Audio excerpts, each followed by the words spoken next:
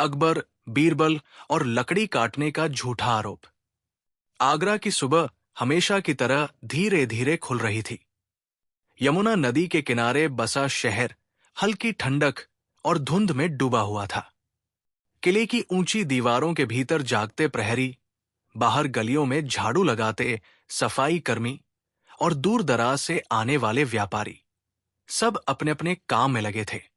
इसी शहर में बादशाह अकबर का राज चलता था, जहां न्याय, नियम और समझदारी को सबसे ऊपर रखा जाता था। और इस पूरे राज्य में यदि किसी व्यक्ति की बुद्धि की सबसे अधिक चर्चा होती थी, तो वो थे बीरबल। उस दिन दरबार लगने से पहले ही महल के बाहर कुछ हलचल थी। एक गांव से आए कुछ लोग आपस में धीमी आवाज में बात कर रहे थे। उनके चेहरों पर चिंता और उलझन साफ दिख रही थी। उनमें से एक अधेड़ उम्र का व्यक्ति, जिसकी आंखों में बेचैनी थी, बार बार दरबार की ओर देख रहा था। उसका नाम था हरसुख। वो पास के जंगल से लकड़ी काटकर बेचने का काम करता था। हरसुख के साथ गांव के दो और लोग थे, धनिया और गोपाल। तीनों सुबह सुबह ही आगरा पहुंचे थे, क्योंकि उनके गांव में एक बड़ी बात हो गई थी। किसी ने हरसुख पर झूठा आरोप लगाया था कि उसने राजकीय जंगल से चोरी छिपे लकड़ी काटी है। ये आरोप साधारण नहीं था। अगर साबित हो जाता तो हरसुख को कड़ी सजा हो सकती थी। हरसुख बार बार यही कह रहा था, मैंने कुछ गलत नहीं किया, मैंने तो हमेशा वही लकड़ी काटी है जिसकी इजाजत थी। लेकिन अब मेरी कौन सुनेगा? धनिया ने उसे ढाढ़स बंधाया। चिंता मत कर भाई, आज दरबार में बीरबल भी होंगे। कहते हैं कि वे बिना सच जाने कोई फैसला नहीं करते। दरबार लगने का समय हुआ। अकबर अपने सिंहासन पर विराजमान हुए। दरबारियों ने अपनी अपनी जगह ले ली। कुछ ही देर में बीरबल भी आए और अपनी जगह पर खड़े हो गए। आज का दरबार सामान्य मामलों से शुरू हुआ, लेकिन हरसुख और उसके साथियों की निगाहें बस एक ही पल पर टिकी थी, जब उनकी बात सुनी जाएगी। अंततः हरसुख को बुलाया गया। वो थोड़ा घबराते हुए आगे बढ़ा और झुककर सलाम किया। अकबर ने शांत स्वर में पूछा, कहो, क्या मामला है? हरसुख ने हिम्मत जुटाकर कहा, जहांपनाह, मुझ पर आरोप लगाया गया है कि मैंने आपके राजकीय जंगल से बिना अनुमति लकड़ी काटी, लेकिन मैं निर्दोष हूं। दरबार में हल्की फुसफुसाहट फैल गई। अकबर ने पास खड़े एक अधिकारी की ओर देखा। वो अधिकारी आगे आया और बोला, जहांपनाह, गांव के कुछ लोगों ने शिकायत की है कि हरसुख रात के समय जंगल में जाकर हरे पेड़ों को काटता है। ये लकड़ी शहर में बेच दी जाती है। अकबर ने हरसुख की ओर देखा। तुम क्या कहते हो? हरसुख बोला, जहांपनाह, मैंने कभी हरे पेड़ नहीं काटे। मैं तो सिर्फ सूखी लकड़ियां ही लाता हूं, जैसा नियम है। अकबर कुछ पल सोचते रहे। फिर उन्होंने बीरबल की ओर देखा। बीरबल शांत खड़े थे, लेकिन उनकी आंखों में सवाल थे। अकबर ने कहा, बीरबल, इस मामले पर तुम्हारी क्या राय है? बीरबल ने विनम्रता से सिर झुकाया और बोले, जहांपनाह, सच जानने के लिए हमें पूरे मामले को ध्यान से समझना होगा। सिर्फ आरोप से किसी को दोषी नहीं ठहराया जा सकता। अकबर ने सहमति में सिर हिलाया। ठीक है, जांच की जाए। यह तय हुआ कि अगले दिन बीरबल स्वयं उस गांव और जंगल का निरीक्षण करेंगे। हरसुख को फिलहाल छोड़ दिया गया, लेकिन उस पर नजर रखने का आदेश दिया गया। अगले दिन सुबह सुबह बीरबल कुछ सिपाहियों के साथ गांव की ओर निकल पड़े। रास्ते में उन्होंने आसपास के किसानों से बात की, जंगल के रखवालों से सवाल किए और धीरे धीरे पूरे इलाके की स्थिति समझने लगे। जंगल में पहुंचकर बीरबल ने देखा कि कुछ जगहों पर पेड़ कटे हुए थे। कुछ ठूंठ पुराने थे, कुछ नए। उन्होंने पास खड़े जंगल के रखवाले से पूछा, ये पेड़ कब कटे? रखवाला बोला, हुजूर, कुछ तो कई महीने पुराने हैं, लेकिन कुछ हाल ही में कटे लगते हैं। बीरबल ने जमीन पर पड़े लकड़ी के टुकड़ों को देखा। कुछ टुकड़े पूरी तरह सूखे थे, जबकि कुछ में नमी थी। उन्होंने कुछ नहीं कहा, बस ध्यान से सब देखते रहे। गांव लौटकर उन्होंने हरसुख से फिर बात की। तुम लकड़ी कब और कहां से काटते हो? हरसुख ने विस्तार से बताया कि वो दिन में ही जंगल जाता है और सिर्फ गिरी हुई या सूखी लकड़ी उठाता है। उसने ये भी बताया कि उसके पास गांव के मुखिया की अनुमति है। बीरबल ने मुखिया को बुलाया। मुखिया ने भी यही कहा कि हरसुख वर्षों से यही काम करता आ रहा है और कभी कोई शिकायत नहीं हुई। लेकिन समस्या यही खत्म नहीं हुई। गांव का एक और व्यक्ति, नाम था रघु, बार बार ये कह रहा था कि उसने हरसुख को रात में जंगल में देखा है। रघु का बयान ही पूरे मामले की जड़ बन गया था। बीरबल ने रघु से अलग से बात की। तुमने उसे कब देखा? रघु बोला, पिछली पूर्णिमा की रात। चांदनी में मैंने साफ देखा कि वो पेड़ काट रहा था। बीरबल ने पूछा, कितनी दूर से देखा? रघु ने बताया, काफी दूर से। मैं अपने खेत की मेड़ पर खड़ा था। बीरबल ने मन ही मन सोचा, लेकिन कुछ कहा नहीं। उन्होंने गांव में एक रात रुकने का फैसला किया।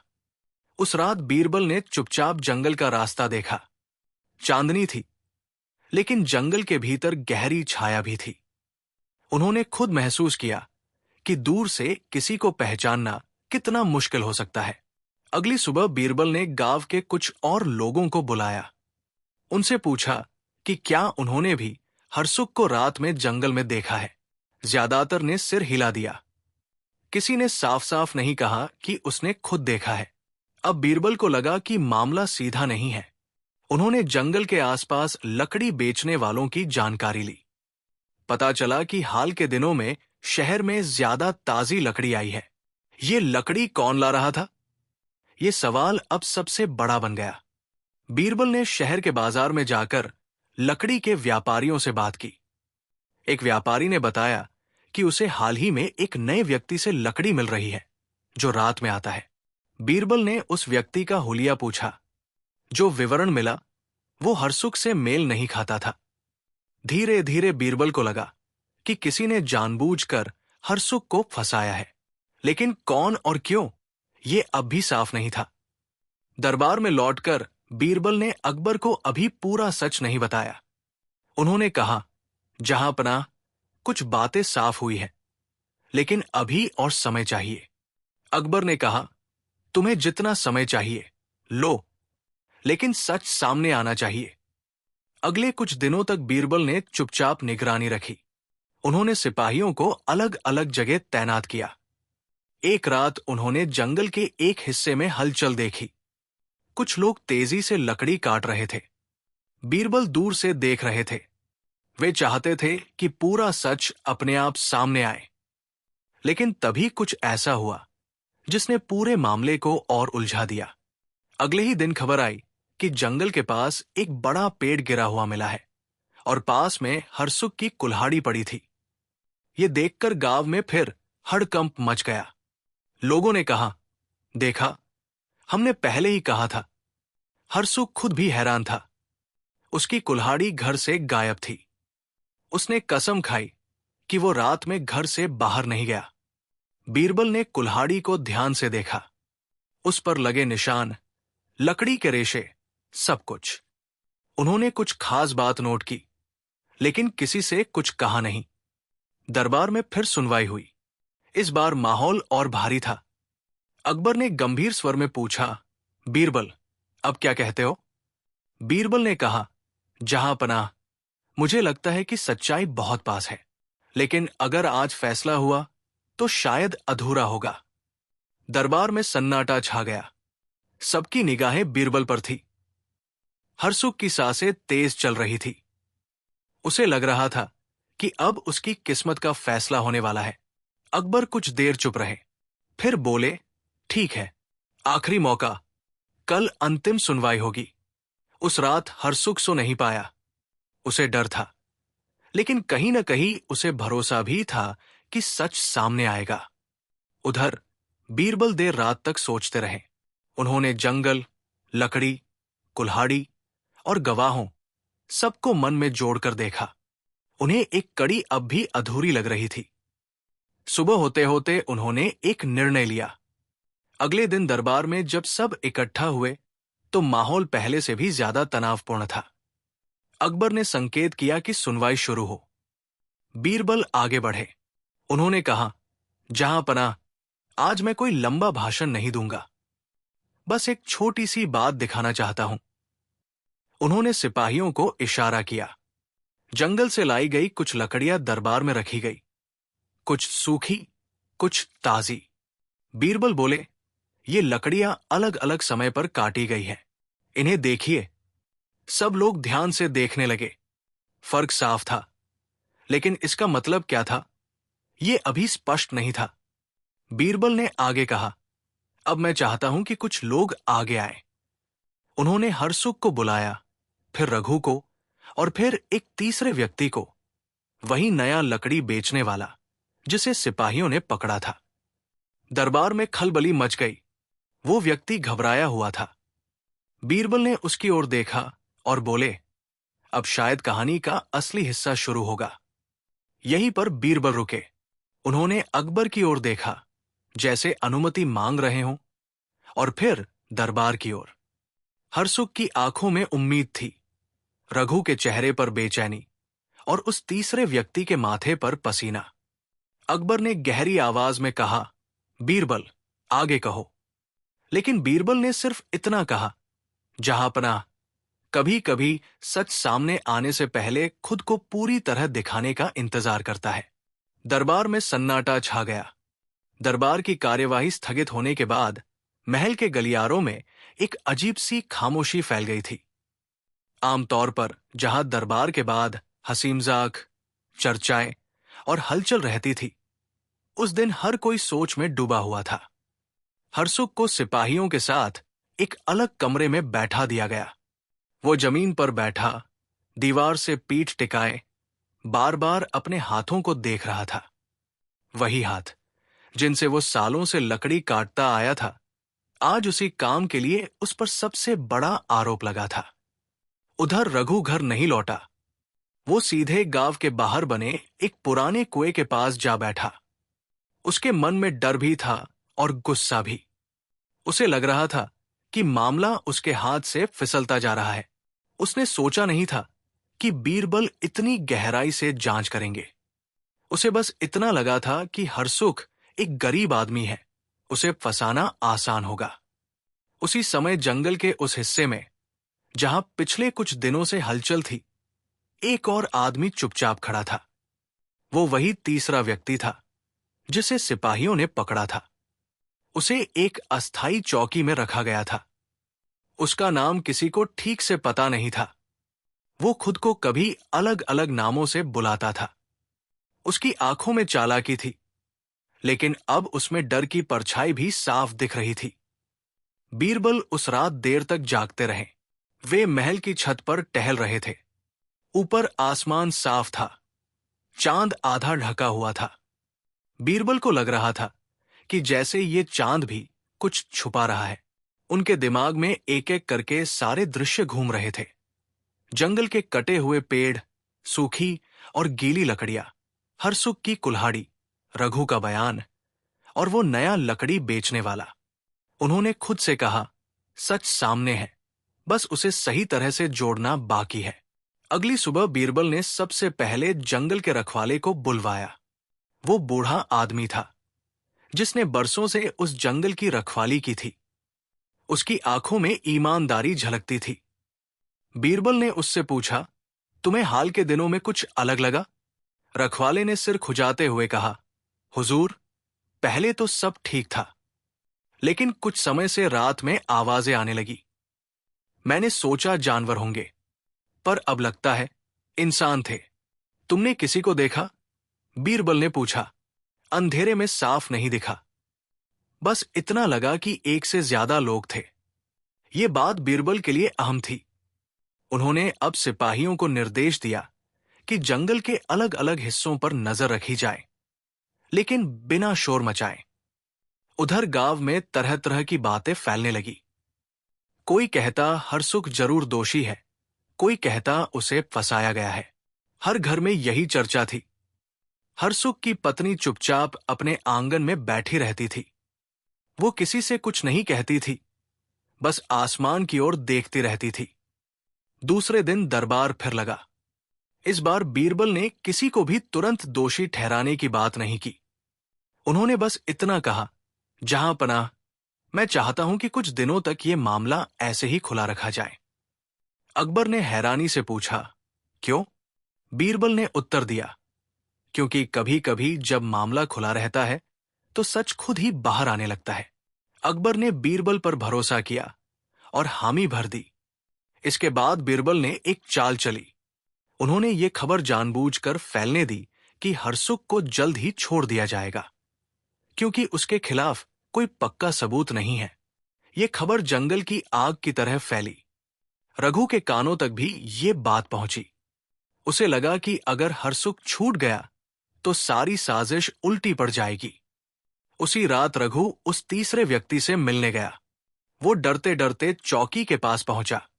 अंधेरे में दोनों की फुसफुसाहट हुई। तुमने कहा था सब ठीक रहेगा, रघु ने घबराकर कहा। तीसरे व्यक्ति ने जवाब दिया, अभी भी ठीक हो सकता है, बस एक आखिरी काम करना होगा। रघु ने पूछा, क्या? एक और पेड़ काटना होगा, ऐसा कि सारा शक फिर हरसुख पर जाए। रघु का दिल तेज धड़कने लगा। उसने कभी नहीं सोचा था कि बात यहां तक पहुंचेगी, लेकिन अब पीछे हटना भी उसे मुश्किल लग रहा था। उसी रात जंगल में फिर हलचल हुई, लेकिन इस बार बीरबल के सिपाही पहले से तैयार थे। उन्होंने दूर से सब देखा। दो लोग पेड़ काटने में लगे थे। जैसे ही उन्होंने पेड़ गिराया, सिपाही आगे बढ़े। भाग दौड़ मच गई। एक आदमी अंधेरे का फायदा उठाकर भाग गया, लेकिन दूसरा पकड़ लिया गया। जब मशाल की रोशनी में उसका चेहरा दिखा तो सिपाही भी चौंक गए। वो रघु था। रघु को बांधकर महल लाया गया, लेकिन बीरबल ने अभी भी कुछ नहीं कहा। उन्होंने रघु को अलग कमरे में रखवाया और किसी से मिलने नहीं दिया। अगले दिन दरबार में सब इकट्ठा हुए। माहौल भारी था। हरसुख को भी लाया गया। वो कमजोर लग रहा था, लेकिन उसकी आंखों में अब भी सच्चाई की चमक थी। अकबर ने पूछा, बीरबल, अब क्या नया है? बीरबल ने शांत स्वर में कहा, जहां पनाह, अब कुछ परतें खुली है, लेकिन पूरी कहानी अभी भी अधूरी है। उन्होंने रघु को सामने बुलवाया। रघु की नजरें झुकी हुई थी। अकबर ने उससे पूछा, तुम क्या कहना चाहते हो? रघु चुप रहा। बीरबल ने कहा, कभी कभी चुप्पी भी बहुत कुछ कह देती है। उन्होंने सिपाहियों को इशारा किया। वे जंगल से लाई गई ताजी लकड़ी और पहले वाली सूखी लकड़ी साथ लेकर आए। फिर बीरबल ने हरसुख की कुल्हाड़ी भी मंगवाई। बीरबल ने कहा, यह कुल्हाड़ी हरसुख की है, लेकिन इससे कटी लकड़ी का निशान इससे मेल नहीं खाता। दरबार में खुसुर फुसुर होने लगी। बीरबल ने आगे कहा, लेकिन सवाल यह नहीं है कि कुल्हाड़ी किसकी है, सवाल यह है कि इसका इस्तेमाल किसने किया। रघु का चेहरा पीला पड़ गया। अकबर ने गुस्से में पूछा, रघु, सच बोलो। रघु के होंठ कांपने लगे। उसने कहना शुरू किया, मैंने सोचा था कि किसी को नुकसान नहीं होगा, बस थोड़ी लकड़ी। वो पूरा सच बोलने ही वाला था कि अचानक दरबार के बाहर शोर मच गया। एक सिपाही दौड़ता हुआ अंदर आया। जहां पनाह, वो तीसरा आदमी, वो भाग गया। दरबार में सनसनी फैल गई। बीरबल की आंखें चमक उठीं। उन्हें जैसे पहले से अंदेशा था। अकबर ने पूछा, क्या वो पकड़ा जाएगा? बीरबल ने धीरे से कहा, शायद, या शायद वो हमें खुद अगला सुराग दे जाए। हरसुख कुछ समझ नहीं पा रहा था। उसे लग रहा था कि सच उसके बहुत करीब है, लेकिन अभी भी पूरी तरह उसके हाथ में नहीं है। उस दिन फिर कोई अंतिम फैसला नहीं हुआ। हरसुख को अभी भी पूरी तरह मुक्त नहीं किया गया, लेकिन उसे कड़ी निगरानी में रखा गया। उधर भागा हुआ आदमी जंगल के रास्ते किसी और दिशा में निकल गया। उसके मन में बस एक ही बात थी, कैसे भी इस इलाके से दूर निकल जाना। लेकिन उसे नहीं पता था कि उसके पीछे अनजाने में कुछ निशान छूटते जा रहे हैं। बीरबल ने उसी रात उन निशानों की जांच शुरू करवा दी। भागा हुआ आदमी रात के अंधेरे में जंगल की पगडंडियों पर तेजी से चलता जा रहा था। उसे अंदाजा नहीं था कि वो किस दिशा में जा रहा है। बस इतना जानता था कि पीछे रुकना अब खतरे से खाली नहीं। उसके मन में डर था, लेकिन उससे भी ज्यादा घबराहट इस बात की थी कि अगर वो पकड़ा गया तो न सिर्फ उसका सच सामने आ जाएगा, बल्कि जिन लोगों ने उसे इस काम में धकेला था उनके नाम भी उजागर हो सकते हैं। उधर महल में बीरबल ने सिपाहियों को बुलाकर साफ निर्देश दिए थे कि बिना शोर किए जंगल और आसपास के रास्तों पर नजर रखी जाए। किसी को ये नहीं पता होना चाहिए कि खोज चल रही है। बीरबल जानते थे कि जब इंसान खुद को सुरक्षित समझता है तभी सबसे बड़ी गलती करता है। हरसुख उस रात पहली बार थोड़ा चैन से सो पाया। हालांकि पूरी राहत नहीं थी, लेकिन उसे लग रहा था कि सच धीरे धीरे बाहर आ रहा है। उसकी पत्नी ने उससे धीमे स्वर में पूछा, अब सब ठीक हो जाएगा ना? हरसुख ने कोई पक्का जवाब नहीं दिया। उसने बस इतना कहा, अगर सच की जीत होती है तो ठीक हो जाएगा। गांव में रघु को पकड़े जाने की खबर फैल चुकी थी। लोग हैरान थे। कुछ वही लोग जो कल तक हरसुख को दोषी कह रहे थे, अब चुप हो गए थे।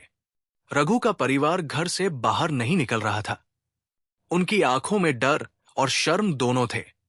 अगली सुबह बीरबल ने रघु को अकेले में बुलाया। कमरे में सिर्फ वही दोनों थे। बाहर 2 सिपाही तैनात थे। बीरबल ने शांत स्वर में कहा, रघु, अब कोई तुम्हें नहीं सुन रहा। न गांव वाले, न दरबार, सिर्फ मैं हूं। अगर तुम सच बोलोगे तो शायद आगे का रास्ता थोड़ा आसान हो। रघु की आंखें भर आई। वो कुछ देर चुप रहा, फिर बोला, हुजूर, मैंने गलती की, लेकिन मैं अकेला नहीं था। मुझे सब पता है, बीरबल ने कहा, लेकिन मुझे ये जानना है कि शुरुआत कहां से हुई। रघु ने धीरे धीरे बोलना शुरू किया।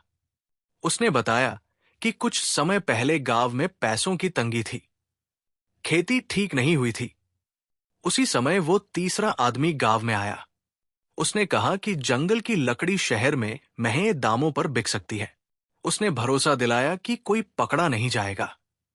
लेकिन हरसुख को क्यों फंसाया? बीरबल ने पूछा। रघु ने सिर झुका लिया। क्योंकि लोग पहले से उसे जानते थे। अगर शक किसी नए आदमी पर जाता तो सवाल ज्यादा होते। हरसुख गरीब था, सीधे स्वभाव का था।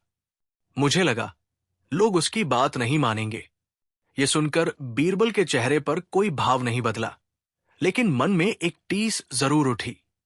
बीरबल ने पूछा, और कुल्हाड़ी? वो मैंने ही उठाई थी, रघु बोला। मैंने सोचा था सबूत मिल जाएगा तो मामला जल्दी खत्म हो जाएगा। बीरबल ने गहरी सांस ली।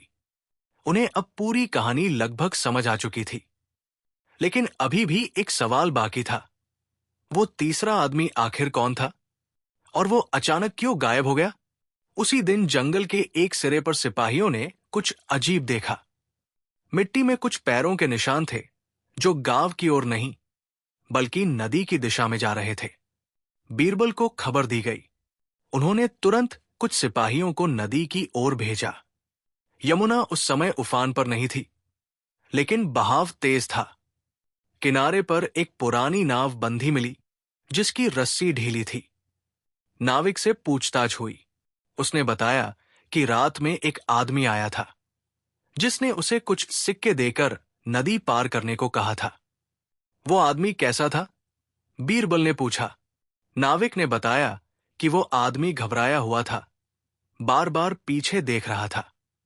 इससे साफ था कि वो तीसरा आदमी अभी पूरी तरह भागा नहीं है, बल्कि कहीं आसपास ही छिपा है। दरबार में अगले दिन माहौल बदला बदला था। अकबर ने देखा कि बीरबल पहले से ज्यादा गंभीर है। अब क्या स्थिति है? अकबर ने पूछा।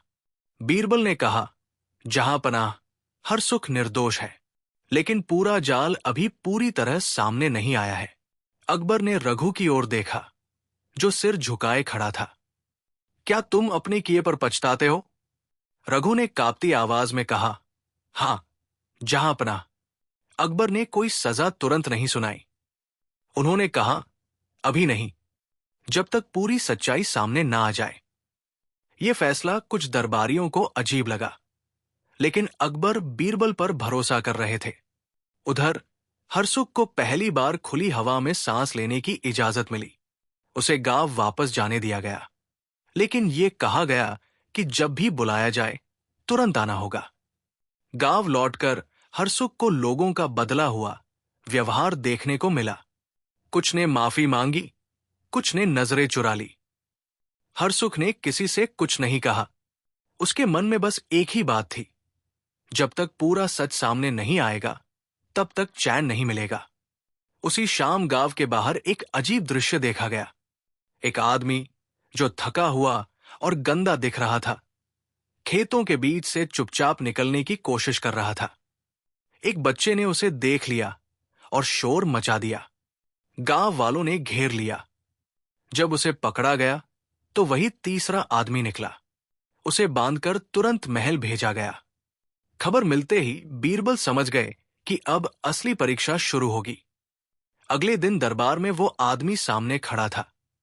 उसकी आंखों में अब भी चालाकी थी, लेकिन डर उससे ज्यादा था। अकबर ने सीधे पूछा, तुम कौन हो? उसने जवाब टालने की कोशिश की, लेकिन बीरबल की नजर से बच नहीं पाया। बीरबल ने कहा, अब कोई रास्ता नहीं बचा। जितना सच छुपाओगे उतना ही बोझ बढ़ेगा। वो आदमी हंसने की कोशिश करता है, लेकिन हंसी अधूरी रह जाती है। वो कहता है, मैं बस एक छोटा सा आदमी हूं हुजूर। जो कहा गया वही किया। किसने कहा? अकबर की आवाज गूंजी। वो आदमी चुप हो गया। दरबार में सन्नाटा छा गया। हर किसी को लग रहा था कि अब कोई बड़ा नाम सामने आने वाला है। बीरबल ने उस आदमी की ओर एक कदम बढ़ाया और कहा, कभी कभी चुप रहना भी अपने आप में एक जवाब होता है। उस आदमी के चेहरे पर पसीना बहने लगा। अकबर ने बीरबल की ओर देखा। क्या तुम्हें लगता है कि यह कहानी यही खत्म हो जाती है? बीरबल ने धीमे स्वर में कहा, नहीं जहांपना, मुझे लगता है कि यह तो बस शुरुआत है। दरबार में बैठे लोग एक दूसरे का मुंह देखने लगे। तीसरे आदमी को दरबार में लाए जाने के बाद पूरा माहौल जैसे थमसा गया था।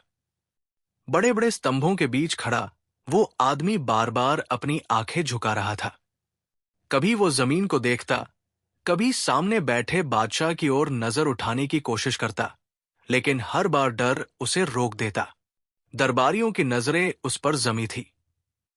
सबको लग रहा था कि अब सच सामने आ जाएगा, लेकिन बीरबल जानते थे कि सच कभी सीधे रास्ते से नहीं आता। अकबर ने कुछ देर उस आदमी को देखा, फिर बोले, तुम्हारा नाम? वो आदमी हिचकिचाया। नाम? नाम से क्या फर्क पड़ता है हुजूर? दरबार में हल्की सी हलचल हुई। कुछ दरबारी नाराज हो गए, लेकिन अकबर ने हाथ उठाकर सबको शांत किया। नाम से फर्क पड़ता है, अकबर बोले, क्योंकि हर इंसान की पहचान उसके नाम से शुरू होती है। वो आदमी कुछ पल चुप रहा, फिर बोला, लोग मुझे अलग अलग नामों से जानते हैं। कोई मुझे माधव कहता है, कोई केशव। मैंने कभी किसी एक नाम को पकड़े नहीं रखा। बीरबल ने ध्यान से उसकी बात सुनी। उन्हें समझ आ गया कि ये आदमी अपने बारे में बहुत कुछ छुपा रहा है। बीरबल ने आगे बढ़कर पूछा, तुम कब से इस इलाके में आए? वो आदमी बोला, कुछ महीने हो गए। और उससे पहले? बीरबल ने पूछा। वो आदमी फिर चुप हो गया। उसकी चुप्पी अब भारी पड़ने लगी थी। अकबर ने कहा, अगर तुम सच नहीं बताओगे तो तुम्हें सजा मिलेगी। वो आदमी हल्का सा मुस्कराया, सजा तो मिलेगी ही हुजूर। सच बोलूं या न बोलूं? ये सुनकर दरबार में सन्नाटा छा गया। हरसुख पीछे खड़ा सब सुन रहा था। उसके मन में डर भी था और उम्मीद भी। उसे लग रहा था कि मामला उससे कहीं बड़ा है। बीरबल ने अकबर की ओर देखा और बोले, जहांपना, मुझे कुछ समय इस आदमी के साथ अकेले में बात करने दीजिए। अकबर ने सहमति दी। तीसरे आदमी को एक अलग कक्ष में ले जाया गया। वहां सिर्फ बीरबल और वो आदमी थे। बाहर सिपाही तैनात थे। बीरबल ने शांत स्वर में कहा, तुम डर रहे हो? वो आदमी हंसने की कोशिश करता है, लेकिन आवाज कांप जाती है। डर? मैं तो हमेशा डर के साथ ही जीता आया हूं। किससे डर? बीरबल ने पूछा। वो आदमी कुछ नहीं बोला। बीरबल ने धीरे धीरे कहा, तुम अकेले नहीं हो, कोई है जिसके लिए तुम ये सब कर रहे हो। वो आदमी बीरबल की ओर देखता है। उसकी आंखों में एक पल के लिए हैरानी चमकती है, फिर वो नजरें फेर लेता है। अगर तुम सच बताओगे, बीरबल बोले, तो शायद तुम्हारा डर थोड़ा कम हो जाए। वो आदमी कुर्सी पर बैठ गया। उसने सिर पकड़ लिया। मैं बस लकड़ी काटता था, बेचता था, पैसा मिलता था, यही मेरा काम था। लेकिन हरसुख को फंसाने का विचार किसका था? बीरबल ने पूछा। वो आदमी चुप रहा। बीरबल ने कहा, रघु ने कबूल किया है कि ये सब तुम्हारे कहने पर हुआ। वो आदमी झटके से खड़ा हो गया। रघु ने सब कह दिया? काफी कुछ, बीरबल बोले। वो आदमी बेचैन होकर टहलने लगा। मुझे नहीं पता था कि बात यहां तक पहुंच जाएगी। तो फिर बात कहां तक थी? बीरबल ने पूछा। वो आदमी रुका। उसकी सांसें तेज थी। लकड़ी सिर्फ लकड़ी नहीं थी। बीरबल चौकन्ने हो गए। फिर क्या थी? वो आदमी धीरे से बोला, कुछ लोग थे जिन्हें बहुत सारी लकड़ी चाहिए थी, जल्दी, लगातार। किस लिए? बीरबल ने पूछा। वो आदमी ने सिर हिला दिया। ये मैं नहीं जानता। मुझे बस इतना कहा गया कि लकड़ी पहुंचानी है। किसने कहा? बीरबल ने फिर पूछा। वो आदमी चुप हो गया। उसकी चुप्पी इस बार पहले से ज्यादा भारी थी। उधर दरबार में लोग इंतजार कर रहे थे। अकबर भी बेचैन थे। उन्हें लग रहा था कि ये मामला सिर्फ जंगल और लकड़ी तक सीमित नहीं है। कुछ देर बाद बीरबल बाहर आए। उनके चेहरे पर गंभीरता थी। अकबर ने पूछा, क्या पता चला? बीरबल ने कहा, जहां पनाह, मामला गहरा है, लेकिन अभी पूरा सच सामने नहीं आया है। अकबर ने कहा, हरसुख को तो अब छोड़ दिया जाए? बीरबल ने सिर हिलाया। हां, वो निर्दोष है। हरसुख की आंखों में आंसू आ गए। उसने सिर झुकाकर धन्यवाद किया। लेकिन बीरबल जानते थे कि कहानी अभी खत्म नहीं हुई है। हरसुख को गांव लौटने की पूरी अनुमति दे दी गई। अब उस पर कोई आरोप नहीं था, लेकिन उसके मन में अब भी सवाल थे। उसने बीरबल से जाते जाते पूछा, हुजूर, ये सब क्यों हुआ? बीरबल ने कहा, कभी कभी सच हमें धीरे धीरे समझ आता है। गांव लौटकर हरसुख ने अपने काम पर लौटने की कोशिश की, लेकिन अब जंगल उसे पहले जैसा नहीं लगता था।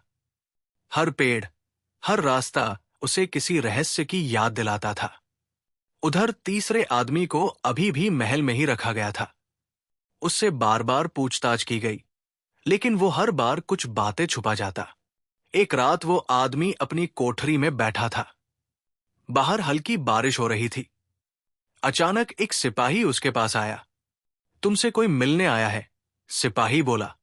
वो आदमी चौंक गया। कौन? मैं नहीं जानता, सिपाही बोला। आदेश ऊपर से आया है। उसे एक अंधेरे गलियारे से ले जाया गया। वहां एक आदमी छाया में खड़ा था। उसका चेहरा साफ नहीं दिख रहा था। तुमने बहुत गलती की, वो आदमी बोला। तीसरा आदमी डर गया। मैंने कुछ नहीं कहा अभी तक, वो छाया बोली। लेकिन तुम कह सकते हो। मैं नहीं कहूंगा, तीसरा आदमी बोला। छाया आगे बढ़ी। अगर तुमने कहा तो सिर्फ तुम नहीं, तुम्हारा पूरा अतीत सामने आ जाएगा। तीसरे आदमी का शरीर कांपने लगा। आपने कहा था सब सुरक्षित रहेगा। सुरक्षा शर्तों पर होती है, छाया ने कहा, और तुम उन शर्तों के करीब पहुंच चुके हो। अगली सुबह यह खबर फैली कि तीसरा आदमी रात में बीमार पड़ गया है। उसे कुछ याद नहीं कि रात में क्या हुआ। बीरबल को शक हुआ। उन्होंने सिपाहियों से पूछा, लेकिन किसी को कुछ पता नहीं था। बीरबल ने सोचा, कोई है जो महल के भीतर तक पहुंच सकता है। ये बात उन्हें परेशान करने लगी। उधर जंगल के आसपास फिर हलचल शुरू हो गई।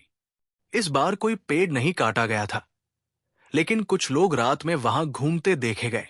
बीरबल ने महसूस किया कि मामला अब आगरा तक सीमित नहीं है।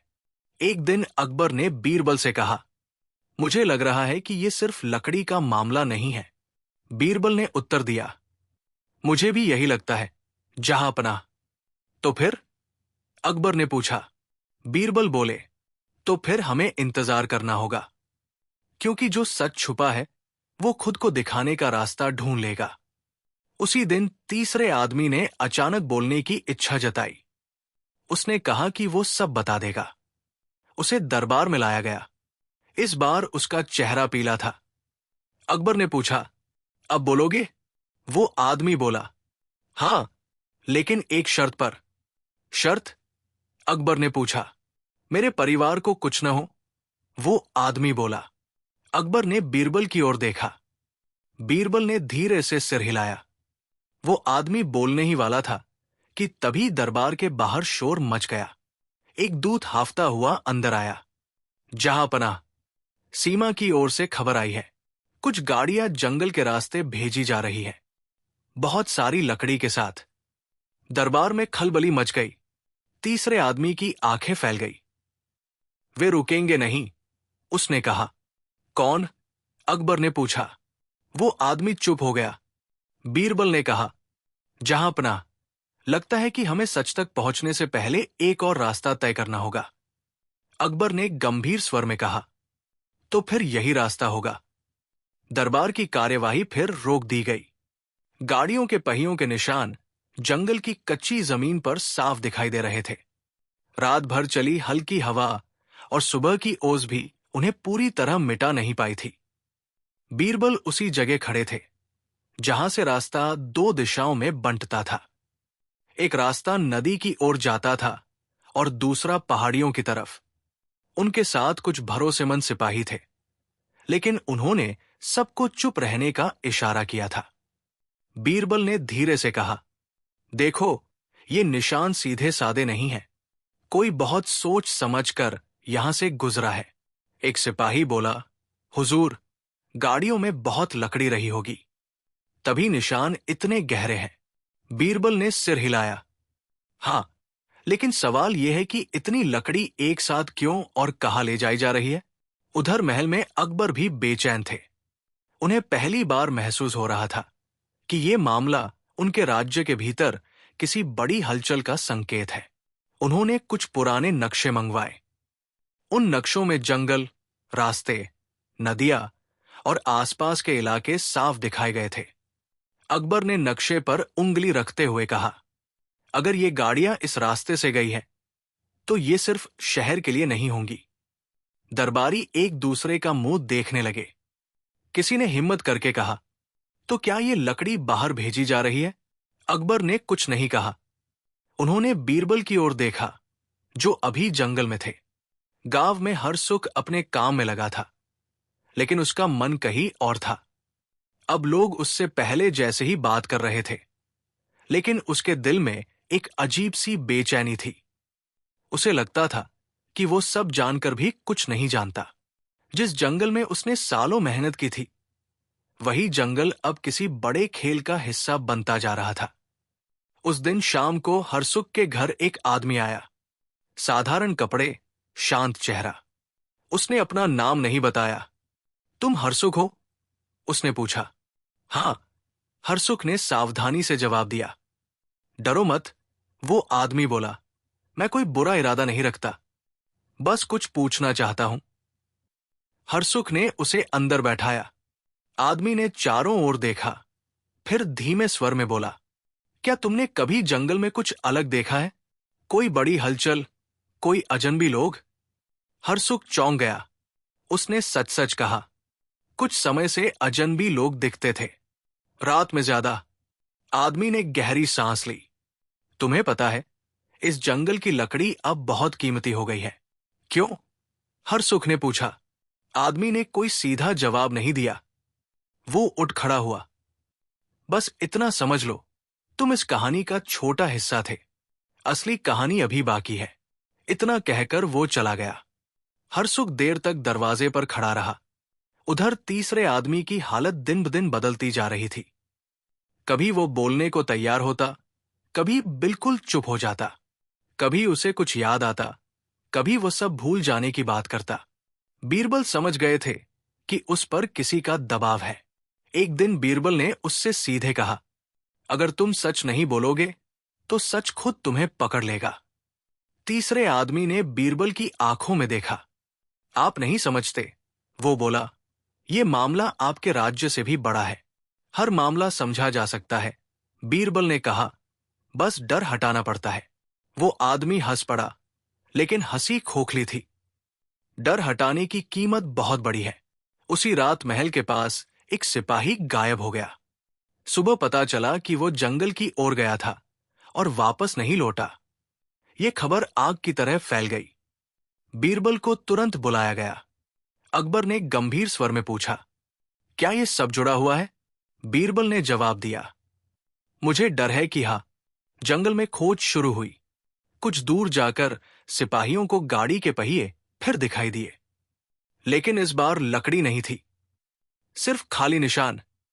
बीरबल ने मन ही मन सोचा, लकड़ी कहीं पहुंचा दी गई है।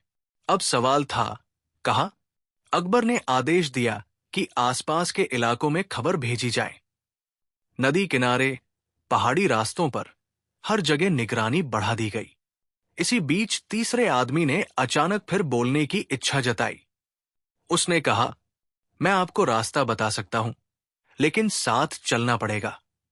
अकबर ने बीरबल की ओर देखा। बीरबल ने हामी भरी। एक छोटा सा दल तैयार हुआ। रात के अंधेरे में वे जंगल की ओर निकले। तीसरा आदमी आगे आगे चल रहा था। उसका चेहरा गंभीर था। चलते चलते वो बोला, मैं सिर्फ रास्ता जानता हूं, मंजिल नहीं। इतना भी काफी है, बीरबल ने कहा। वे एक पुराने, भूले बिसरे रास्ते पर पहुंचे। वहां जमीन पर जले हुए लकड़ी के टुकड़े पड़े थे, जैसे कहीं बहुत कुछ जलाया गया हो।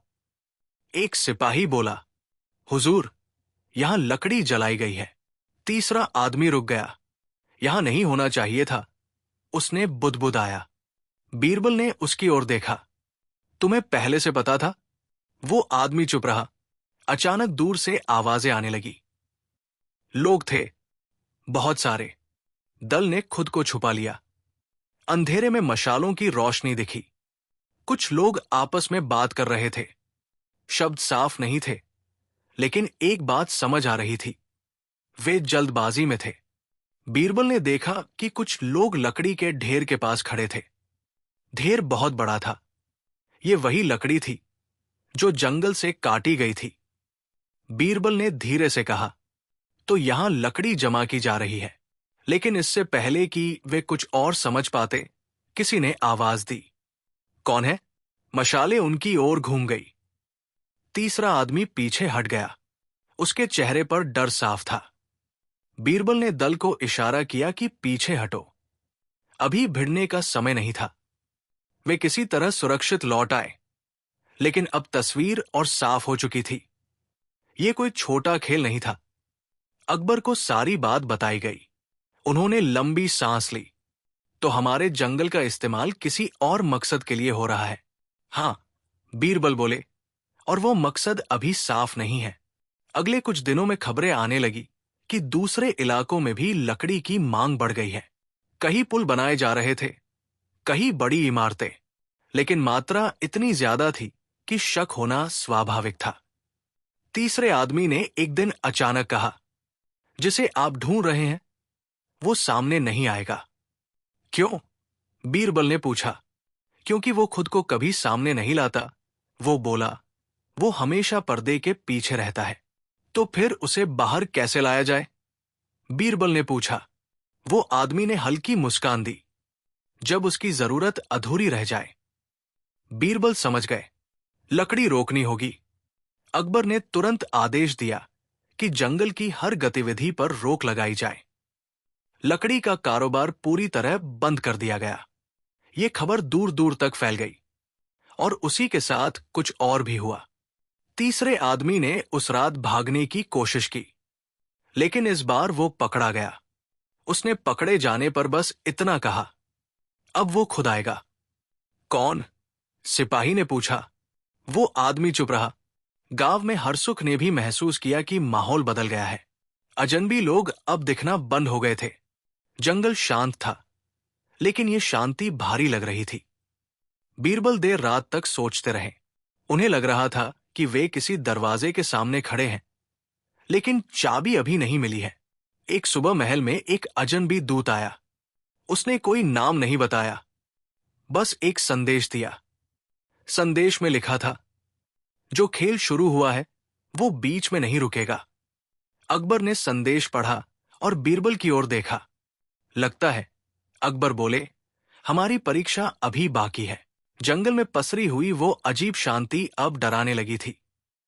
पहले जहां रात को पत्तों की सरसराहट, जानवरों की आवाजें और कभी कभी लकड़ी काटने की हल्की सी ध्वनि सुनाई देती थी, अब वहां एक भारी सन्नाटा था। ऐसा सन्नाटा जो बताता था कि कुछ रुका नहीं है, बस थमकर अगली चाल की तैयारी हो रही है। बीरबल इस बात को अच्छी तरह समझ रहे थे। वे जानते थे कि जिन लोगों ने इतना बड़ा काम इतने दिनों तक छुपाकर किया, वे अचानक हार मानकर नहीं बैठेंगे। लकड़ी का कारोबार बंद होने से उन्हें झटका जरूर लगा होगा, लेकिन अब वे कोई और रास्ता ढूंढ रहे होंगे। अकबर भी यही सोच रहे थे। एक शाम उन्होंने बीरबल को बुलाया। दीवान खाने में सिर्फ वही दोनों थे। बाहर पहरा कड़ा था। अकबर ने गंभीर स्वर में कहा, बीरबल, मुझे ये मामला साधारण नहीं लग रहा। ये सिर्फ जंगल या लकड़ी की चोरी नहीं है। बीरबल ने सिर झुकाकर कहा, जहांपनाह, यही बात मुझे भी परेशान कर रही है। लकड़ी तो सिर्फ एक साधन लग रही है, असली उद्देश्य अभी छुपा हुआ है। अकबर कुछ देर चुप रहे, फिर बोले, अगर ये किसी बड़े उद्देश्य के लिए है तो वो उद्देश्य क्या हो सकता है? बीरबल ने सीधे जवाब नहीं दिया। उन्होंने कहा, जहांपनाह, जब तक हम ये नहीं जान लेते कि लकड़ी कहाँ और कैसे इस्तेमाल हो रही थी, तब तक अनुमान ही लगाए जा सकते हैं। उसी रात महल के बाहर एक छोटी सी घटना हुई। एक सिपाही ने देखा कि कोई व्यक्ति दीवार के पास छाया में खड़ा है। जब सिपाही आगे बढ़ा तो वो व्यक्ति अंधेरे में गायब हो गया। दीवार के पास जमीन पर कुछ निशान मिले, जैसे कोई भारी चीज कुछ दूर तक घसीटी गई हो। सुबह ये बात बीरबल तक पहुंची। वे खुद उस जगह गए। उन्होंने निशानों को देखा और पास खड़े सिपाही से पूछा, क्या किसी ने कुछ उठाकर ले जाते हुए देखा? सिपाही ने कहा, नहीं हुजूर, बस एक परछाई दिखी थी। बीरबल ने जमीन को ध्यान से देखा। उन्हें लगा कि ये कोई संयोग नहीं है। महल के पास ऐसा होना बताता था कि किसी को अंदर की गतिविधियों की जानकारी है। उधर गांव में हर सुख अपने रोज के काम में लगा था, लेकिन अब वो जंगल से दूरी बनाए रखता था। उसे डर नहीं था, पर एक अजीब सी बेचैनी थी। कभी कभी उसे लगता था कि कोई उसे दूर से देख रहा है। वो मुड़कर देखता, लेकिन कोई नहीं होता। एक दिन गांव के कुछ बुजुर्ग उसके पास आए। उनमें से एक ने कहा, हरसुख, तुम्हारे साथ जो हुआ उसके बाद हमें भी सोचने पर मजबूर होना पड़ा है। हरसुख ने पूछा, किस बारे में? बुजुर्ग ने कहा, इस जंगल के साथ कुछ गलत हो रहा है और ये सिर्फ बाहर से आए लोगों का काम नहीं लग रहा। हरसुख ने पहली बार महसूस किया कि गांव वाले भी अब शक करने लगे हैं। ये अच्छी बात थी, लेकिन साथ ही खतरे का संकेत भी। इसी बीच तीसरे आदमी को फिर से बीरबल के सामने लाया गया। इस बार उसकी हालत बदली हुई थी। उसका चेहरा थका हुआ था। आंखों के नीचे गहरे निशान थे। बीरबल ने उससे पूछा, तुमने कहा था कि अगर लकड़ी रोकी गई तो वो खुद सामने आएगा। अब क्या हुआ? वो आदमी हंस पड़ा, लेकिन उसकी हंसी में डर था। वो सामने नहीं आएगा। वो कभी सामने नहीं आता। तो फिर संदेश क्यों भेजा गया? बीरबल ने पूछा। वो आदमी कुछ देर चुप रहा, फिर बोला, क्योंकि वह ये दिखाना चाहता था कि वो अभी भी खेल में है। खेल किसके साथ? बीरबल ने पूछा। आपके साथ, वो आदमी बोला। ये जवाब बीरबल को चुभ गया। उन्होंने समझ लिया कि मामला अब सीधी चुनौती में बदल रहा है। अकबर को जब ये बात बताई गई तो उन्होंने कहा, अगर ये चुनौती है तो इसे स्वीकार करना होगा। लेकिन बीरबल ने सावधानी बरतने की सलाह दी। जहांपनाह, चुनौती स्वीकार करने से पहले हमें उसके नियम समझने होंगे। उसी समय राज्य के एक दूर के हिस्से से खबर आई कि वहां अचानक बहुत सारी लकड़ी पहुंची है। ये खबर अजीब थी, क्योंकि वहां से जंगल बहुत दूर था। बीरबल तुरंत समझ गए कि लकड़ी कहीं और से भेजी जा रही है, या पहले से जमा की गई लकड़ी को अब इधर उधर पहुंचाया जा रहा है। उन्होंने सिपाहियों का एक छोटा दल उस दिशा में भेजा। दल कुछ दिनों बाद लौटा। उन्होंने बताया कि वहां कुछ नए निर्माण हो रहे हैं, लेकिन काम रात में ज्यादा होता है, दिन में सब शांत रहता है। रात में? बीरबल ने पूछा। हाँ, सिपाही ने कहा, और वहां आने जाने वाले लोग अपने चेहरे ढके रखते हैं। यह सुनकर बीरबल को फिर वही एहसास हुआ। यह सब छुप कर किया जा रहा है, लेकिन बहुत बड़े पैमाने पर। उधर तीसरे आदमी ने अचानक कहा कि वो बीमार है। डॉक्टर बुलाए गए, लेकिन बीमारी साफ नहीं थी। वो कभी बेहोश हो जाता, कभी होश में आकर बड़बड़ाने लगता। एक रात उसने नींद में कुछ नाम लिए। सिपाही ने ये बात बीरबल तक पहुंचाई। नाम साफ नहीं थे, बस कुछ अधूरे शब्द। बीरबल ने सोचा, शायद डर अब उसके अंदर से बोल रहा है। अगली सुबह बीरबल ने उसे फिर बुलाया। रात में तुम कुछ बोल रहे थे। वो आदमी चौंक गया। मैंने कुछ नहीं कहा। कभी कभी इंसान जो छुपाता है वही नींद में बाहर आ जाता है, बीरबल बोले। वो आदमी चुप हो गया। उसी दिन अकबर के पास एक और संदेश आया। इस बार संदेश बिना किसी निशान के था। उसमें लिखा था, जंगल शांत है, लेकिन रास्ते अभी खुले हैं। ये पंक्ति छोटी थी, लेकिन बहुत कुछ कह रही थी। अकबर ने बीरबल की ओर देखा। इसका मतलब? बीरबल ने कहा, इसका मतलब है कि काम रुका नहीं है, बस तरीका बदला है। अब बीरबल ने फैसला किया कि सिर्फ बाहर से देखने से काम नहीं चलेगा। उन्होंने अपने कुछ भरोसेमंद लोगों को आम आदमी के भेष में अलग अलग इलाकों में भेजा। उनका काम था सुनना, देखना और बिना सवाल किए लौट आना। दिन बीतते गए। हर जगह कुछ न कुछ हलचल की खबरें मिलने लगी। कहीं रात में गाड़ियां चलती दिखती, कहीं खाली मैदानों में लकड़ी के ढेर। हरसुख के गांव के पास भी एक रात कुछ लोग दिखे। वे जंगल की तरफ नहीं गए, बल्कि गांव के पीछे के पुराने रास्ते से गुजर गए। हरसुख ने ये बात बीरबल तक पहुंचाई। बीरबल को अब यकीन हो गया था कि ये सिर्फ लकड़ी का नहीं, बल्कि रास्तों का खेल है। जंगल तो बस एक हिस्सा था। एक दिन अकबर ने पूछा, क्या हमें सीधे कार्रवाई करनी चाहिए? बीरबल ने जवाब दिया, अभी नहीं। अगर हमने जल्दबाजी की तो असली खिलाड़ी फिर छुप जाएगा। तो कब? अकबर ने पूछा। जब उसे लगे कि सब सुरक्षित है, बीरबल बोले। उसी रात महल के भीतर फिर हलचल हुई। एक पुराना कर्मचारी जो सालों से काम कर रहा था, अचानक गायब हो गया। उसके कमरे से कुछ कागज भी गायब थे। ये बात गंभीर थी। इसका मतलब था कि महल के भीतर भी कोई जुड़ा हुआ है। अकबर को पहली बार गुस्सा आया। अब ये हमारी सीमा है, बीरबल ने शांत स्वर में कहा। जहां पनाह, यही वो मोड़ है जहां कहानी खुलने लगती है। उन्होंने उस पुराने कर्मचारी के बारे में जानकारी निकलवाई। पता चला कि वो कई बार बाहर के लोगों से मिलता था, लेकिन किसी ने कभी ध्यान नहीं दिया। अब सारे टुकड़े धीरे धीरे जुड़ने लगे थे, लेकिन पूरी तस्वीर अभी भी अधूरी थी। तीसरे आदमी ने अचानक कहा, अगर आप सच जानना चाहते हैं तो मुझे बाहर ले चलिए। कहाँ? बीरबल ने पूछा। वहीं जहां से ये सब शुरू हुआ, उसने कहा। जंगल? बीरबल ने पूछा। वो आदमी ने सिर हिलाया। जंगल से आगे। अकबर ने अनुमति दी, लेकिन इस बार सुरक्षा और कड़ी थी। रात के समय एक छोटा दल निकला।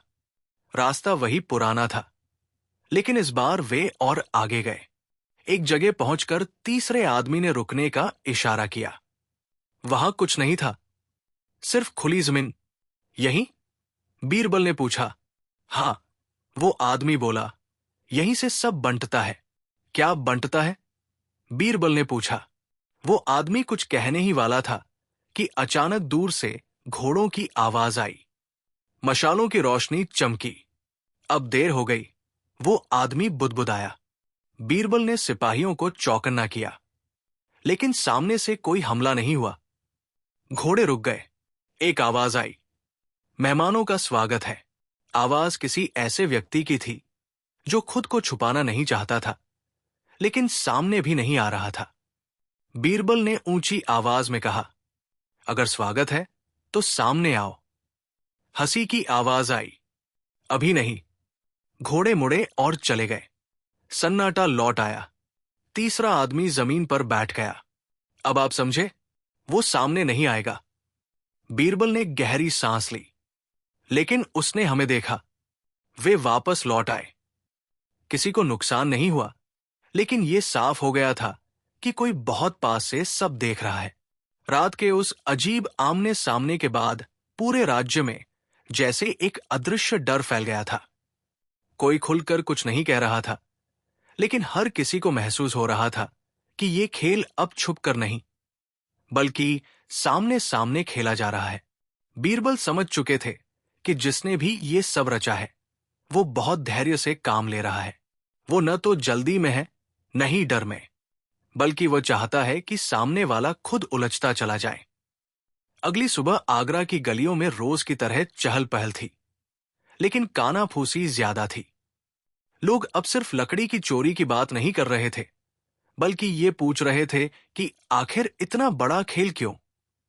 हरसुख जब बाजार गया तो उसने देखा कि लोग उसे अब इज्जत से देखते हैं, लेकिन उनकी नजरों में सवाल भी है। कुछ लोग उसके पास आकर धीरे से पूछते, अब सब ठीक ना?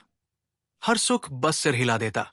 वो खुद नहीं जानता था कि ठीक का मतलब अब क्या है। महल में बीरबल ने अपने भरोसेमंद लोगों को बुलाया। वे सब अलग अलग जगहों से खबरें लाने वाले थे। बीरबल ने साफ कहा, अब हमें उन बातों पर ध्यान देना होगा जो दिख नहीं रही है। जो दिख रहा है वो शायद जानबूझकर दिखाया जा रहा है। एक व्यक्ति ने बताया कि कुछ व्यापारियों ने अचानक अपना काम बंद कर दिया है। वे चुपचाप अपने घरों में बैठे हैं। दूसरा बोला कि कुछ पुराने रास्तों पर फिर से हलचल शुरू हो गई है, लेकिन लकड़ी के बिना। तीसरे ने बताया कि नदी किनारे कुछ जगहों पर रात में आग जलती दिखी है, जैसे लोग इंतजार कर रहे हों। इन सब बातों को जोड़कर बीरबल को लगने लगा कि लकड़ी अब सिर्फ शुरुआत थी। असली बात रास्तों, जगहों और समय की थी। कोई ऐसा काम हो रहा था जिसमें लकड़ी एक जरूरत थी, लेकिन अब वो जरूरत पूरी हो चुकी थी। अकबर ने जब ये सब सुना तो उन्होंने पूछा, अगर लकड़ी की जरूरत पूरी हो गई तो अब अगला कदम क्या हो सकता है? बीरबल ने धीरे से कहा, शायद अब उन्हें हमारी जरूरत नहीं है, या शायद अब उन्हें हमारी सबसे ज्यादा जरूरत है। अकबर कुछ समझ नहीं पाए, लेकिन उन्होंने सवाल नहीं किया। उन्हें बीरबल पर भरोसा था। उधर तीसरा आदमी अब ज्यादा शांत रहने लगा था। वो न ज्यादा डर दिखाता, न ज्यादा चालाकी। जैसे उसने मान लिया हो कि जो होना है वो होगा। एक दिन बीरबल उससे मिलने गए। वो आदमी दीवार के पास बैठा था। बीरबल ने पूछा, अब तुम क्यों नहीं बोलते? वो आदमी हल्का सा मुस्कुराया, अब बोलने से क्या फायदा? शायद किसी की जान बच जाए, बीरबल ने कहा। वो आदमी कुछ देर चुप रहा, फिर बोला, जान बचानी होती तो बहुत पहले बचा लेता। तो फिर अब क्यों रुके हो? बीरबल ने पूछा। क्योंकि अब खेल बदल गया है, उसने कहा। अब सब कुछ मेरे हाथ में नहीं है। ये जवाब बीरबल के मन में गूंजता रहा। अब सब कुछ मेरे हाथ में नहीं है। उसी शाम महल में एक और घटना हुई। एक संदेशवाहक आया जो आमतौर पर दूर के इलाकों से खबरें लाता था। वो बहुत थका हुआ था। उसने बताया कि सीमा के पास कुछ पुराने ढांचों को फिर से ठीक किया जा रहा है। वहां लकड़ी का इस्तेमाल हुआ है, लेकिन किसी को नहीं पता कि किसके आदेश से। ये सुनते ही अकबर और बीरबल की नजरें मिली।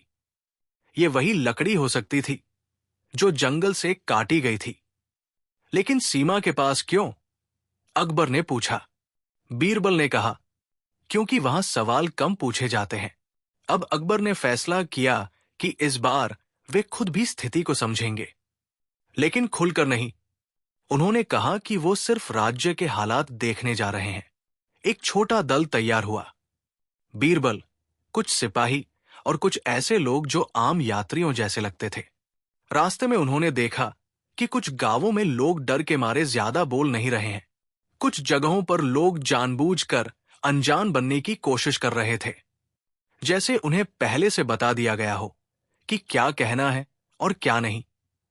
एक गांव में एक बूढ़ी औरत ने बीरबल से कहा, बाबू, पेड़ तो काट दिए गए, लेकिन डर अभी खड़ा है। कौन सा डर? बीरबल ने पूछा। औरत ने इधर उधर देखा और बोली, जिसका नाम नहीं लिया जाता। ये बात बीरबल को और गहरी लगी। डर अब किसी व्यक्ति का नहीं, बल्कि किसी अनदेखी चीज का बन चुका था। सीमा के पास पहुंचकर दल ने देखा कि कुछ जगहों पर नई चौकियां बन रही हैं। लकड़ी का इस्तेमाल साफ दिख रहा था, लेकिन वहां काम करने वाले लोग किसी सवाल का जवाब नहीं दे रहे थे। बस कहते, हमें आदेश मिला है। किसका आदेश? बीरबल पूछते। ऊपर से, जवाब मिलता। ऊपर कौन? इसका जवाब किसी के पास नहीं था। एक रात बीरबल अकेले टहल रहे थे। दूर कहीं से घोड़ों की टापों की आवाज आई। उन्होंने देखा कि कुछ लोग जल्दी जल्दी कहीं जा रहे हैं। उन्होंने पीछा किया, लेकिन लोग अंधेरे में गायब हो गए। अगली सुबह खबर आई कि महल में काम करने वाला वही पुराना कर्मचारी जो गायब हुआ था, सीमा के पास देखा गया है। ये खबर चौंकाने वाली थी। अकबर ने गुस्से में कहा, तो सच में महल के अंदर से रास्ता निकला है? बीरबल ने कहा, हां, जहां पनाह, और शायद वही सबसे सुरक्षित रास्ता समझा गया। अब बीरबल ने एक नया तरीका अपनाया। उन्होंने जानबूझकर यह खबर फैलवाई कि लकड़ी का मामला पूरी तरह बंद कर दिया गया है और अब कोई जांच नहीं चल रही। कुछ दिनों तक उन्होंने सच में कोई कार्रवाई नहीं की। ये शांति असली नहीं थी, लेकिन जरूरी थी। और ठीक वही हुआ जिसकी उन्हें उम्मीद थी। कुछ रातों बाद सीमा के पास हलचल बढ़ गई। काम तेज हो गया। लोग खुलकर आने जाने लगे, जैसे उन्हें डर नहीं रहा हो। बीरबल ने अपने लोगों को इशारा किया, अब ध्यान से देखो, बिना पकड़े जाने के। इसी दौरान तीसरे आदमी ने अचानक बीरबल से मिलने की जिद की। उसने कहा, अब मैं समझ गया हूं कि आप क्या कर रहे हैं। क्या? बीरबल ने पूछा। आप इंतजार कर रहे हैं? वो बोला कि कोई गलती करे। और क्या तुम करोगे?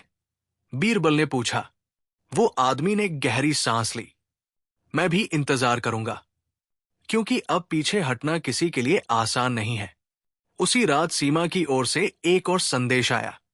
इस बार संदेश खुला था। उसमें लिखा था, जो बन रहा है वो अब छुपा नहीं रहेगा। अकबर ने संदेश पढ़ा और कहा, तो वे खुद सामने आना चाहते हैं? बीरबल ने सिर हिलाया। या हमें मजबूर करना चाहते हैं कि हम सामने आए? अब हरसुख की कहानी फिर बीच में आ गई। एक दिन उसे जंगल के पास बुलाया गया। बुलाने वाला वही अजनबी था जो पहले उसके घर आया था। अब क्यों? हरसुख ने पूछा। अजनबी ने कहा, क्योंकि तुमने बहुत कुछ देखा है, मैंने कुछ नहीं किया। हरसुख बोला। यही तो बात है, अजनबी ने कहा। जो कुछ नहीं करता वही सबसे ज्यादा देखता है। उसने हरसुख को एक जगह दिखाई जहां जमीन के नीचे कुछ छुपाया गया था। लकड़ी के ढांचे, पुराने औजार और कुछ नक्शे। हरसुख समझ नहीं पाया, ये सब क्या है? अजनबी बोला, ये उस काम का हिस्सा है जो पूरा होने वाला है। कौन सा काम? हरसुख ने पूछा। अजनबी मुस्कराया। जब समय आएगा तो सब जान जाएंगे। और वो चला गया। हरसुख तुरंत बीरबल के पास पहुंचा और सब बता दिया। बीरबल ने नक्शे देखे। उन्हें समझ आया कि ये सिर्फ सीमा या जंगल का मामला नहीं है। ये पूरे रास्तों को बदलने की योजना हो सकती है।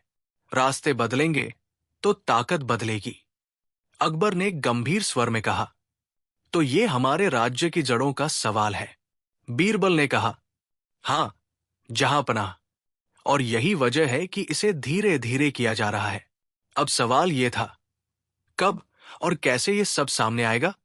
सीमा पर काम तेज होता जा रहा था। महल के भीतर चुप्पी बढ़ती जा रही थी। तीसरा आदमी अब बिल्कुल शांत था, जैसे उसे सब पता हो, लेकिन वो बोलना नहीं चाहता। एक रात बीरबल ने उससे आखिरी बार पूछा, अगर तुम होते तो अब क्या करते? वो आदमी ने जवाब दिया, मैं इंतजार करता उस दिन का जब सबको लगेगा कि अब देर हो चुकी है। बीरबल ने उसकी आंखों में देखा। और क्या वो दिन पास है? वो आदमी ने कोई जवाब नहीं दिया। सीमा के पास बन रहे ढांचों पर जब आखिरी लकड़ी रखी जा रही थी, तब किसी को भी ये साफ पता नहीं था कि असल में वहां बनाया क्या जा रहा है। बाहर से देखने पर वो साधारण चौकी जैसी लगती थी, लेकिन बीरबल को पता था कि साधारण दिखने वाली चीजें ही अक्सर सबसे गहरी साजिश छुपाए रहती है। उस रात हवा कुछ अलग थी, ठंडी लेकिन बेचैन, जैसे वो भी आने वाले समय की आहट महसूस कर रही हो।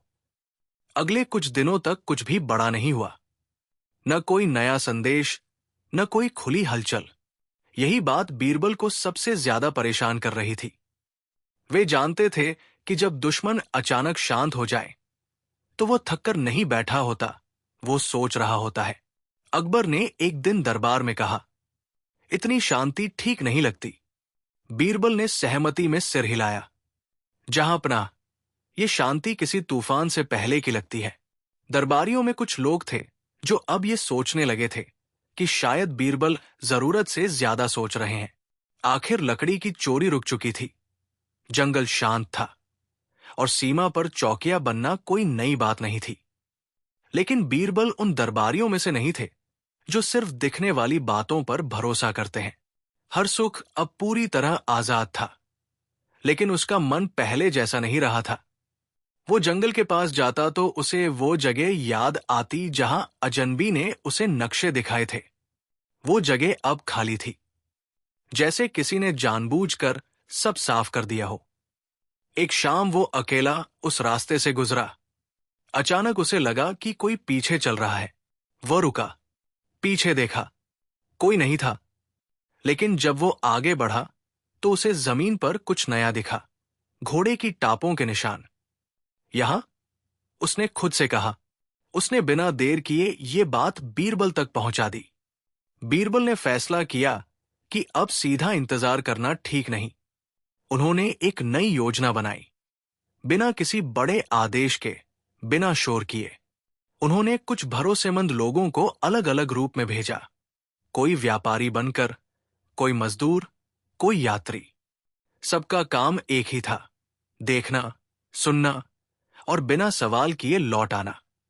इन लोगों की रिपोर्ट धीरे धीरे आने लगी।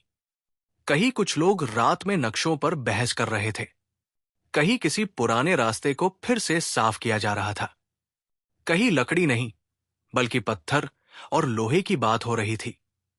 ये सब लकड़ी से आगे की कहानी बता रहा था। तीसरा आदमी अब लगभग पूरी तरह शांत था। वो न डर दिखाता, न चालाकी, जैसे उसने मन ही मन तय कर लिया हो कि अब जो होना है होगा। एक दिन बीरबल उसके पास गए। तुम अब कुछ नहीं कहते, बीरबल बोले। वो आदमी मुस्कराया, क्योंकि अब कहने से कुछ बदलेगा नहीं। तुम्हें लगता है सब तय हो चुका है? बीरबल ने पूछा। तय नहीं, वो आदमी बोला, बस बहुत आगे बढ़ चुका है। कितना आगे? बीरबल ने पूछा।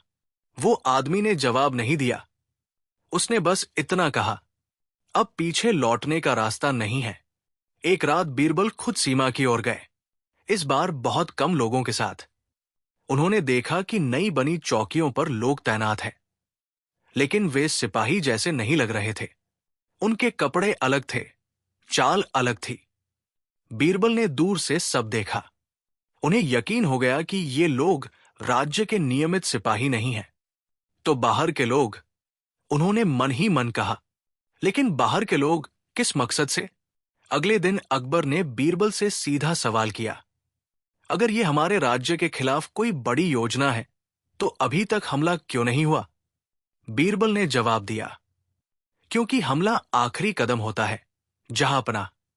पहले रास्ते बदले जाते हैं, फिर सोच बदली जाती है, फिर ताकत। अकबर गंभीर हो गए।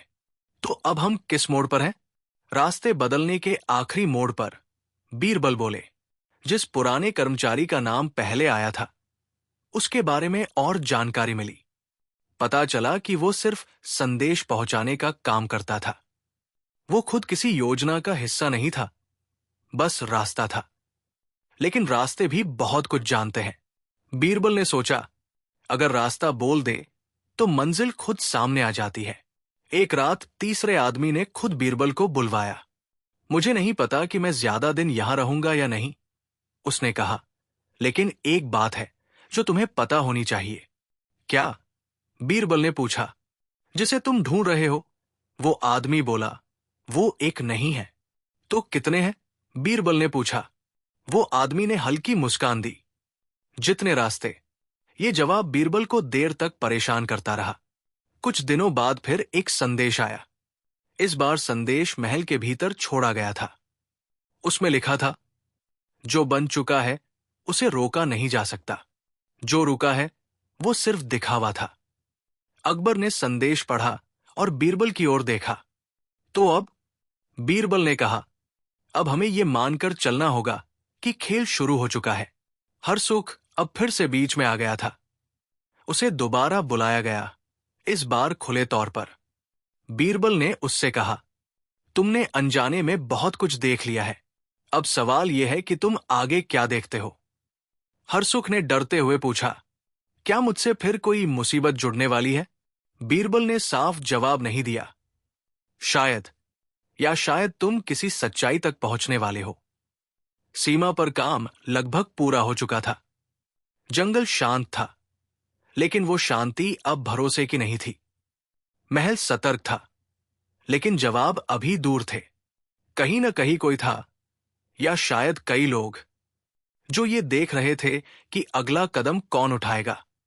सीमा पर बने ढांचों का काम पूरा हो चुका था। बाहर से देखने पर वे साधारण चौकियां लगती थी, लेकिन भीतर क्या था, ये बहुत कम लोग जानते थे। अकबर ने आखिरी बार बीरबल से कहा, अब और इंतजार नहीं।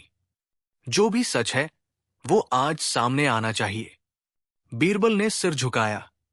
जहां पनाह, आज का दिन उसी सच के नाम है।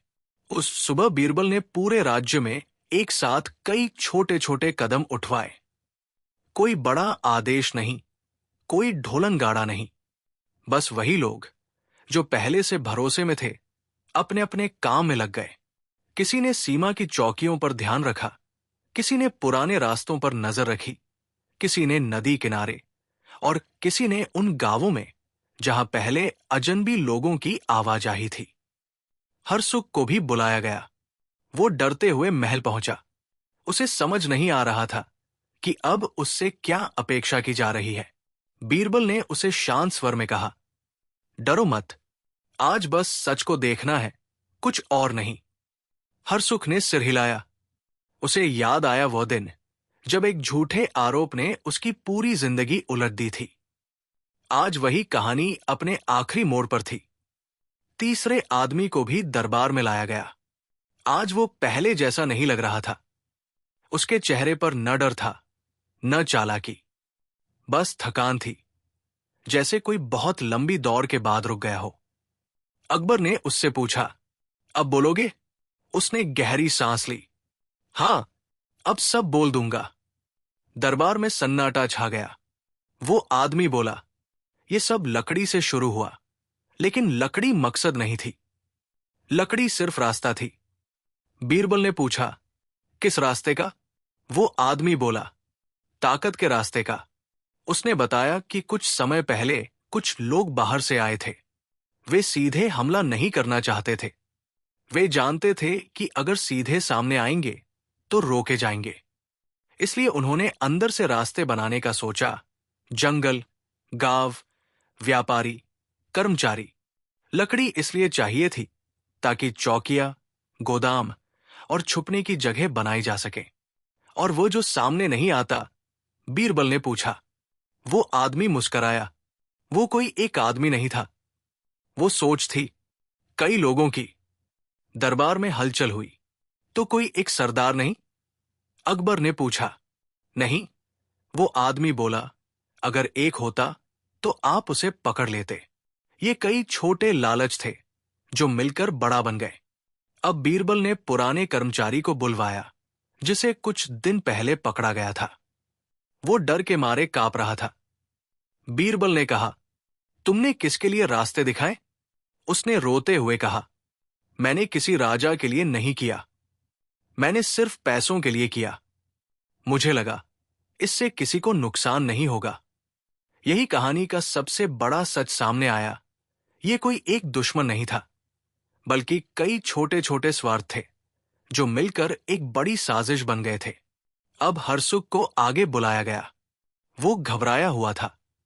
अकबर ने पूछा, तुम्हें क्यों फंसाया गया? तीसरे आदमी ने जवाब दिया, क्योंकि वो सीधा था, और सीधों को फंसाना सबसे आसान होता है। दरबार में सन्नाटा छा गया। ये बात हर किसी को चुभ गई। बीरबल ने कहा, और यही इस कहानी की सबसे बड़ी सीख भी है। बीरबल ने अब सारे सबूत एक एक करके रखे। नक्शे, रास्ते, संदेश, गवाहियां, सब कुछ जुड़ता चला गया। तस्वीर साफ होती चली गई। ये साबित हो गया कि कोई बड़ा युद्ध या हमला नहीं होने वाला था। असली खतरा यह था कि राज्य के भीतर भरोसा टूट रहा था। लोग लालच में आकर रास्ते दिखा रहे थे, चुप रह रहे थे, और यही सबसे बड़ा नुकसान था। अकबर ने गंभीर स्वर में कहा, तो ये लड़ाई तलवारों की नहीं, मन की थी।